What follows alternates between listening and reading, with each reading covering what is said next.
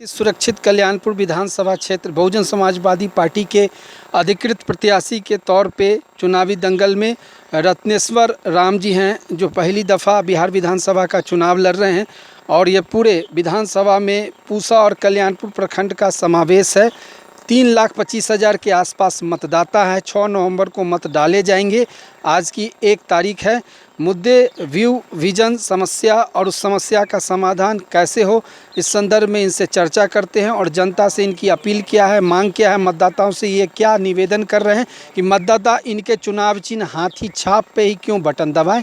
ये मुद्दे की बात है। सबसे पहले आपसे ये जानेंगे कि इस पूरे विधानसभा में आपका घर है, आप कोई बाहर से नहीं आए हैं, पैरासूट वाले भी नहीं हैं।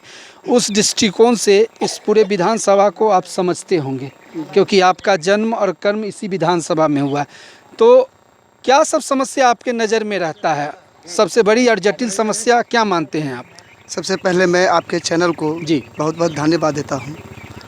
और मैं अपने चैनल के माध्यम से, आपके चैनल के माध्यम से ये कहना चाहता हूं, जो पिछले 20 वर्षों से माननीय मुख्यमंत्री जी नीतीश कुमार सत्ता में काबिज है और पिछले 15 वर्षों तक माननीय श्री लालू प्रसाद जी सत्ता में रहे हैं।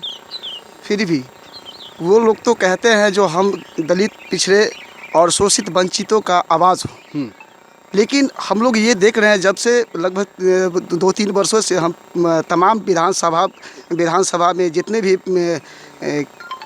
पंचायत है, सारी पंचायतों का मैंने दौरा किया, दोनों प्रखंडों में। जी। तो सबसे पहले नंबर हम ये देखने को मिला, जो हमारे दलित परिवार, जो अभी महादलित परिवार अभी भी झुग्गी झोपड़ियों में गुजर बसर करने पर मजबूर है। जो लोक कल्याणकारी योजनाएं दी जा रही हैं, भेजी जा रही है, उसमें काफ़ी अनियमितताएं हैं और ज़रूरतमंद लोग उससे भी अभी वंचित हैं। जी, ये आपका कहने का तात्पर्य है। और हमारे मुख्यमंत्री जी, उन्होंने कहा था, जो हमारी सरकार 2005 में जब उन्होंने चुनाव मैदान में उतरे थे, तो उन्होंने कहा था जब इस बार मेरी सरकार बनेगी तो प्रत्येक दलित महादलित परिवारों को 5 डिसमिल ज़मीन देने का काम करेंगे।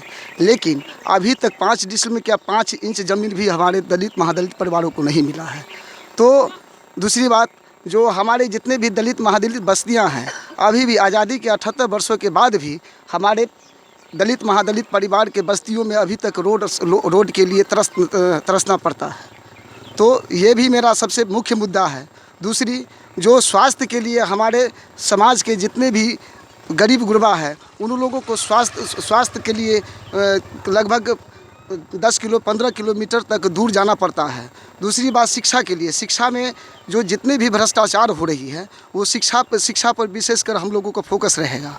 रह गई रोज़गार, तो रोज़गार के लिए भी हम लोग अधिक से अधिक प्रयास करेंगे। जो हमारे जितने भी भाई बंधु हैं, जो बिहार छोड़ करके, हमारे विधानसभा छोड़ करके किसी दूसरे जगह पर पलायन की बात कर रहे हैं। हाँ जी, किसी दूसरी जगह पर जाने पर मजबूर न हो। बहुजन समाजवादी पार्टी का एक फंडामेंटल लॉजिक है, सबजन हिताय। जी, बहुजन सुखाय सबजन हिताय। तो उसी फंडा पे आप भी काम कर रहे हैं और हिंदुस्तान की ये राष्ट्रीय स्तर की राजनीतिक पार्टी है और उस पार्टी के प्रत्याशी के तौर पे आप चुनावी दंगल में हैं। अब मेरा सीधा सिंपल सा सवाल है कि सभी राजनेता, चाहे वो पक्ष में हो, विपक्ष में हो या तीसरे फ्रंट में हो, पलायन और रोजगार पे अपनी अपनी बातों को रखते हैं। रत्नेश्वर जी, पलायन को आप बहुत बड़ा मुद्दा भी मानते हैं और small scale industries, food processing unit लगाकर यहाँ के नौजवानों को, शिक्षित हो या अशिक्षित हो, उनको यहीं रोजगार दिलाने की प्राथमिकताओं पे किसी उम्मीदवार के पास जवाब नहीं है।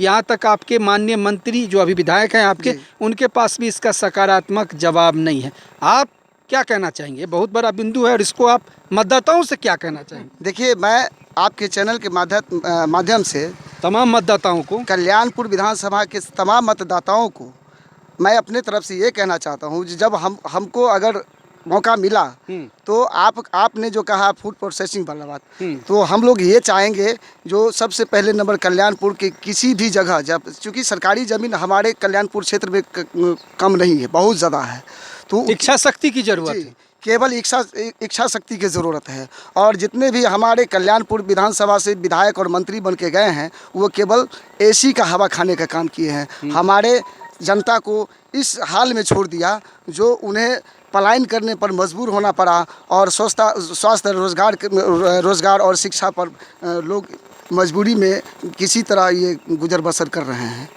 तो मैं अपने आपके माध्यम से ये कहना चाहता हूँ, जो अगर हमें मौका मिला तो सबसे पहले नंबर शिक्षा, स्वास्थ्य, रोजगार पर विशेष फोकस रहेगा।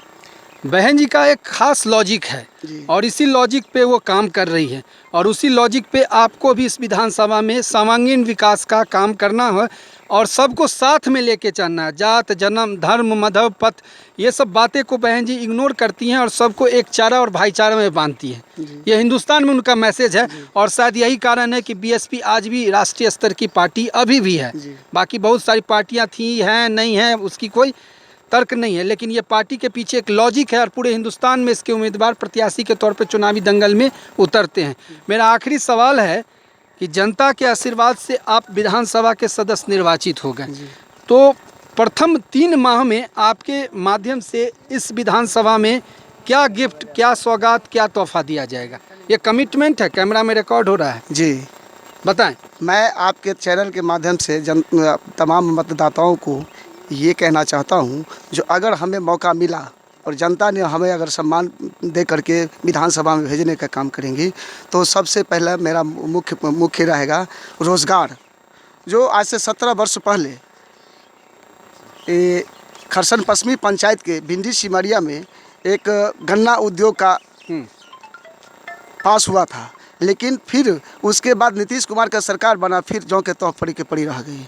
तो सबसे पहले नंबर मैं उस गन्ना उद्योग को जो है वहाँ पर स्थापित करने का काम करूँगा। ये आपकी प्राथमिकता है और इसी प्राथमिकता के साथ जनता के बीच में है आप। जी। और ये उम्मीद कर रहे हैं कि मत अगर आपको मिला तो इस बार जो जितनी सारी बातें आपने कैमरे पे बोला है उसको पूरा करने का प्रयत्न करें। जी, निश्चित। चलिए, धन्यवाद। बहुजन समाज पार्टी, बहुजन समाज पार्टी, बहन मायावती, बहन कुमारी मायावती। कल्याणपुर का नेता कैसा हो?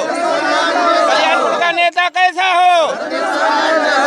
रत्नेश्वर राम, रत्नेश्वर राम।